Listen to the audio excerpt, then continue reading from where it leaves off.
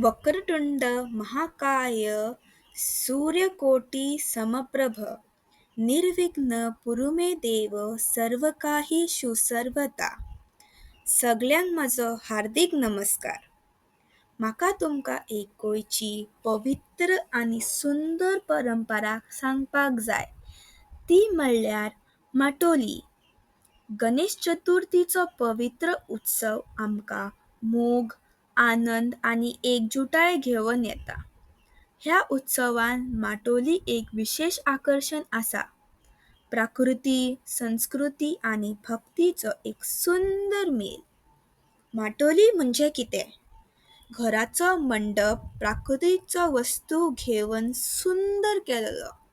ह्या मंडपान फळां, फुलां, भाजी, धनिया आनी जंगलांतली पानां लागतात. माटोली आमकां एक संदेश दिता की गणपती बाप्पा जन्माच्या काळान प्रकृती घेवन येता. हो रिती रिवाज आमकां शिकयता आमची जोड, आमची धरोहर आनी आमची पवित्र प्रकृती सांबाळूंक. माटोली उबारता उबारता घरान सगळे एकठांय येतात.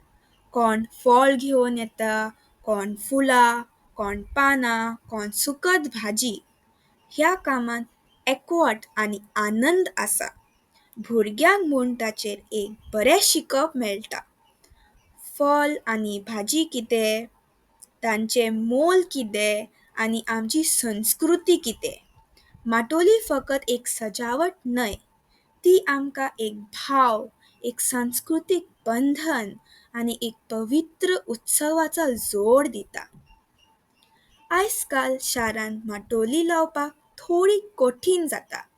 जागो ना, वेळ ना, पूण लोक जिवाक त्रास घेवन ते करतात. थोडो लोक कृत्रीम फळ आनी फुलां वापरतात. सामाजीक मंडळी बरो माटोली करता आनी दुसऱ्यांक दाखयता. हांव म्हूण सांगता, माटोली आयज उदक जिवीत आसा आनी लोक ताचेर उत्सवाचो खरो आनंद घेता.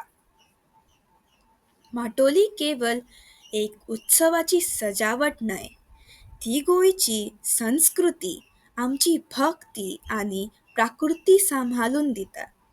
चलया, ही पवित्र परंपरा सांबाळया आनी आमचे फुडले पिढीक लागीं चलोवंक दिवया.